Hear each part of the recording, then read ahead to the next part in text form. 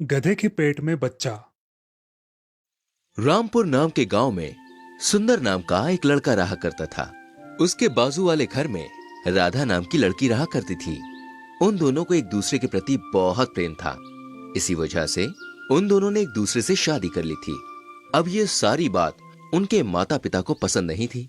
उनके माता पिता को जब ये बात पता चली कि सुंदर और राधा ने शादी कर ली है, तो वो उनके खिलाफ हो गए थे। उन्हें सब लोगों ने मिलकर गांव से बाहर निकाल दिया था। अब सुंदर और राधा गांव के बाहर एक जंगल में रहने लगे। वहां कोई भी आता जाता नहीं था। वहां उनकी जान को कोई खतरा नहीं था।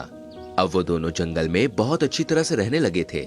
मगर कुछ दिनों के बाद सुंदर को पता चलता है राधा प्रेग्नेंट है। उसकी खुशी का कोई ठिकाना ही नहीं रहता। वो राधा से बोलता है, राधा, आज मैं बहुत खुश हूँ। मेरी खुशी का ठिकाना नहीं है। तुम सोच भी नहीं सकती मैं आज कितना खुश हूँ। अजी, आज मैं बहुत खुश हूँ। आज मुझे मांस खाने की इच्छा हो रही है। क्या आप मेरे खाने के लिए मांस लेकर आएंगे? वो भी खरगोश का। मुझे बहुत खाने का मन हो रहा है। हाँ, मैं लेकर आऊंगा तुम्हारे लिए खरगोश का मांस। मगर तुम यहाँ से कहीं जाना नहीं, ठीक है? हाँ जी, मैं यहाँ से कहीं नहीं जाऊंगी। आप निश्चिंत रहिए। चलो, मैं चलता हूँ। ऐसा कहकर सुंदर वहाँ से चला जाता है और एक खरगोश को पकड़कर वहाँ लेकर आता है। खरगोश बड़ा ही उछल रहा था, मगर उसे एक रस्सी से बांधकर वो उसे पकाता है और पकाने के बाद दोनों वो खरगोश बड़ी अच्छी तरह से खाते हैं। राधा आज बहुत खुश थी। उसने उसके मन के हिसाब से आज खाना खाया था। ऐसे ही बहुत दिन बीत जाते हैं। राधा को अब 3 महीने पूरे हो रहे थे।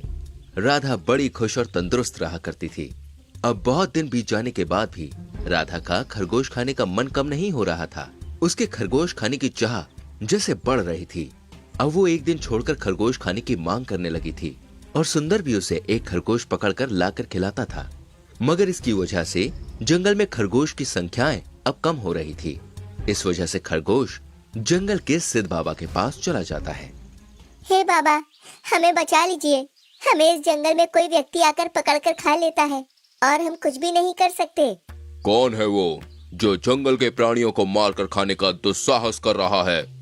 एक आदमी है जो हर दिन आकर हमारा शिकार कर रहा है और हमारे साथियों को काट कर खा रहा है। चलो मुझे बताओ, वो कहाँ रहता है?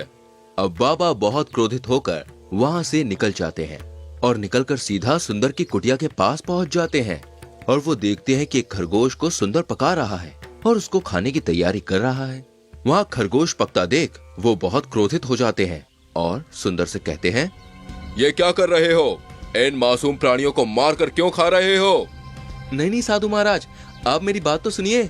आप क्या बोलना चाहते हो? मेरे सामने खरगोश पका रहे हो और कहते हो कि मेरी बात सुनो। ये बोलकर बाबा बड़े क्रोधित हो जाते हैं और अपने क्रोध में वो सुंदर और राधा को श्राप दे देते हैं। दोनों पति पत्नी एक गधा और एक गधी बन जाते हैं। राधा और सुंदर जोर जोर से रोने लगते हैं। ये सब देख वो दोनों बहुत दुखी हो जाते हैं और बाबा से कहने लगते हैं, बाबा, आपने हमें श्राप दे दिया, मगर मेरी पत्नी प्रेग्नेंट है। इसी वजह से उसे खरगोश खाने का मन हो रहा था और इसी वजह से मैंने उसे खरगोश लाकर खिलाना शुरू किया। बाबा, आपने हमें जाने समझे बिना श्राप दे दिया और अब हम इस श्राप की वजह से कैसे उभरे? आप ही बताइए। अब ये बातें सुनकर सिद्ध बाबा को बड़ा दुख हुआ कि उनके हाथों से बिना जाने समझे एक बड़ा पाप हो गया। वो उन दोनों से कहते हैं, मैंने तुम्हारी बात ना सुनकर तुम्हें तुम्हारी गलती की सजा दे दी, मगर अब मैं कुछ नहीं कर सकता। अब मैं अपना श्राप वापस नहीं ले सकता। बाबा, अब हम क्या करें? आप ही हमें इसका उपाय बताइए बाबा। हम पर कृपा कीजिए बाबा।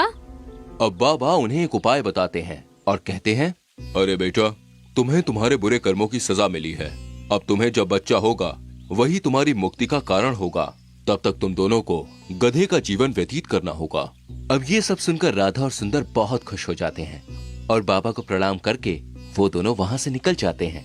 अब चलते चलते रास्ते में उन्हें एक जंगल दिखाई देता है। वो सोचते हैं कि राधा, अब हमें इस जंगल में ही अपना सारा जीवन व्यतीत करना है। क्या तुम इस विचार से सहमत हो? हाँ पतिदेव, मैं तुम्हारे विचार से सहमत हूँ। अब वो अपना जीवन जंगल में व्यतीत करने लगते हैं, मगर वहाँ भी उनकी कठिनाइयाँ कम नहीं होती। उनके हिस्से में और कुछ भी लिखा था। ये सब देखने के लिए गड़बड़ी गधा पार्ट 2 देखना ना भूलें। दोस्तों, इस कहानी से हमें ये सीख मिलती है कि जंगली जानवरों की हत्या नहीं करनी चाहिए। हमें जानवरों के प्रति दया भाव रखनी चाहिए। अब हम देखने वाले हैं कि राधा और सुंदर कैसे अपना जीवन व्यतीत करते हैं।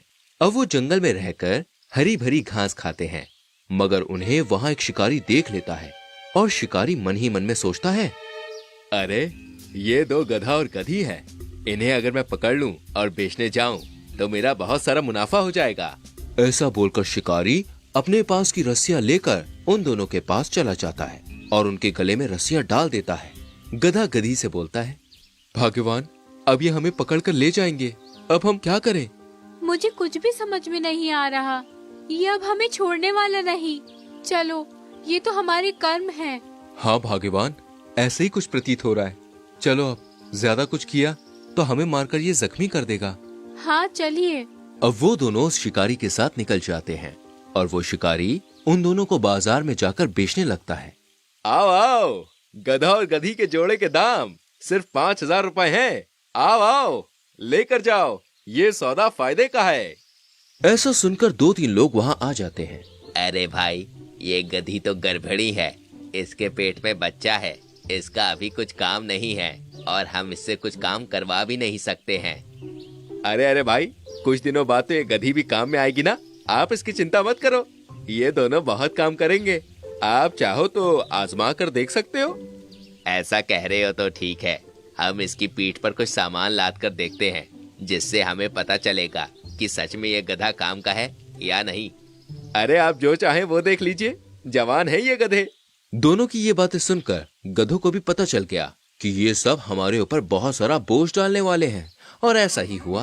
उन लोगों ने उन दोनों की पीठ पर बहुत भारी भरकम बोझ लाद दिया। उन्हें बोझा उठाने की आदत न होने की वजह से वो दर्द से चिल्लाने लगे। अरे ये गधा मेरे कुछ काम का नहीं है, अब मैं क्या करूं इन गधों को लेकर। अरे नहीं नहीं भाई साहब, ये आपके लिए सिर्फ 5,000 रुपए के हैं। आप सिर्फ 5,000 रुपए दे दीजिए। मुझे कुछ भी नहीं चाहिए, तुम्हारे ये गधे तुम्हारे पास रखो। अब एक दूसरा आदमी, एक कुम्हार था, वो ये सब देखकर वहाँ आया। भाई साहब, कितने में दिए ये गधे? मैं मिट्टी लेकर जाने के लिए और घड़े बेचने के लिए इन्हें खरीदना चाहता हूँ। भाई साहब, आपके लिए ये गधे सिर्फ 5,000 रुपए में है, ले लीजिए इन्हें।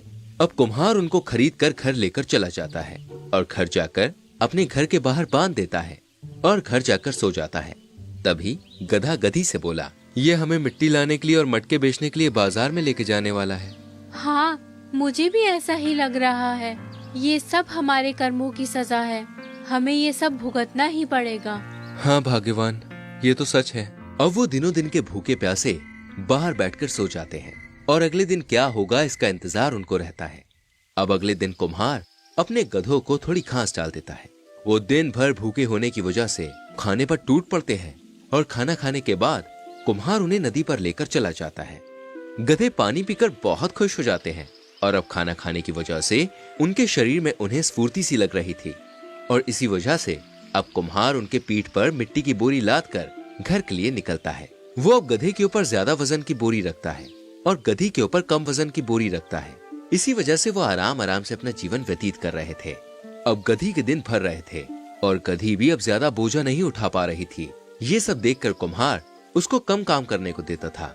वैसे कुम्हार मन का एक सच्चा इंसान था। वो उन दोनों की अच्छे से देखभाल किया करता था और अब कुछ दिनों के बाद गधी से उसने काम करवाना बंद कर दिया। ये सब देखकर एक दिन गधी अपने पति से बोली, अजी, ये कुमार मन का बहुत अच्छा इंसान है, मुझे कितने अच्छे से रख रहा है। हाँ भाग्यवान, तुम सच कह रही हो, ये इंसान भला है। जब हम इस श्राप से मुक्त हो जाएंगे तो हम इस कुम्हार का बड़े मन से आभार व्यक्त करेंगे। हाँ, ये तो हम जरूर करेंगे। अब ये सब बातें करके गधा और गधी आराम से सो जाते हैं और अगले दिन अपने काम में दोनों व्यस्त हो जाते हैं। और काम करते करते गधी के 9 महीने पूरे हो गए थे और अब गधी के बच्चे का जन्म हुआ था। उसने एक सुंदर से बच्चे को जन्म दिया और अब वो दोनों मनुष्य की आवाज में बोल सकते थे। ये सब देखकर कुम्हार हैरान रह जाता है और खुद से ही बोलता है, गधी को कैसे मनुष्य का बच्चा हुआ? ये ऐसे कैसे हुआ? मुझे तो कुछ भी समझ में नहीं आ रहा। मालिक, ये हमारा बच्चा है, हम दोनों का। क्या तुम दोनों बोल सकते हो? हाँ मालिक, मैं बोल सकता हूँ। हम दोनों इंसान ही हैं, मगर हम श्रापवश एक गधा और गधी में परिवर्तित हो गए। वो हमारे कर्मों की सजा है। हाँ मालिक, अब हम बोल सकते हैं। आप हम पे एक कृपा करेंगे? क्या करना चाहते हो? मालिक, हमारा बच्चा जब तक बड़ा नहीं हो जाता तब तक इसकी देखभाल आप करेंगे। ऐसा वचन आप हमें दे दीजिए। ये सब आप क्या बोल रहे हो? अगर ये सच है तो मैं इसका अपने बच्चे जैसा ही ख्याल रखूंगा। आप निश्चिंत हो जाइए, मैं अपने बच्चे की तरह ही इसकी देखभाल करूंगा। मालिक, आपका दिल बहुत ही बड़ा है। आप जैसा आदमी लाखों में एक होता है। आपका बहुत बहुत धन्यवाद मालिक। ऐसा बोलकर गधी रोने लगी और मन ही मन में कुम्हार का धन्यवाद दे रही थी। अब कुछ दिन बीत जाते हैं और कुछ दिनों के बाद गधी और गधा अपने बेटे को देखकर बहुत खुश हो रहे थे। कुम्हार की कोई औलाद न होने के कारण वो उस बच्चे की बहुत मन लगाकर देखभाल करता है। अब ऐसे ही कुछ साल बीत जाते हैं और गधी का बच्चा बड़ा हो जाता है। अब वो गधी के कहे मुताबिक उस सिद्ध बाबा के पास चला जाता है और वहाँ जाकर उस सिद्ध बाबा से मिलता है। प्रणाम बाबा। आओ वत्स, बैठो। तुम्हारे माता पिता के बारे में मैं आज तुम्हें सब कुछ बताने वाला हूँ। आओ यहाँ बैठो। अब बाबा उसे सब बताने लगते हैं कि कैसे वो इंसान से श्रापवश गधा और गधी बने। ये सब सुनकर बच्चा हैरान रह जाता है और उन सिद्ध बाबा को उनके मुक्त होने का उपाय पूछता है। तभी सिद्ध बाबा कहते हैं, तुम्हें अब घर जाकर अपने माता पिता पर ये जल छिड़कना होगा और वो पहले की तरह एक औरत और आदमी में परिवर्तित हो जाएंगे। धन्यवाद बाबा। ऐसा बोलकर बच्चा बाबा का आशीर्वाद लेकर वहाँ से चला जाता है और घर आकर अपने माँ और पिताजी से मिलकर उनके शरीर पर वो जल छिड़कता है और गधा गधी के रूप में उसके माता पिता अब इंसान बन जाते हैं। ये सब देखकर बच्चा बहुत खुश हो जाता है। अब वो कुम्हार, उसकी माँ और पिताजी साथ में रहने लगते हैं और अपना जीवन अच्छी तरह से व्यतीत करते हैं। दोस्तों, इस कहानी से हमें ये सीख मिलती है, जिंदगी में कभी भी कोई भी काम संयम से करना चाहिए। जिंदगी में हमेशा जरूरतमंदों की मदद करनी चाहिए।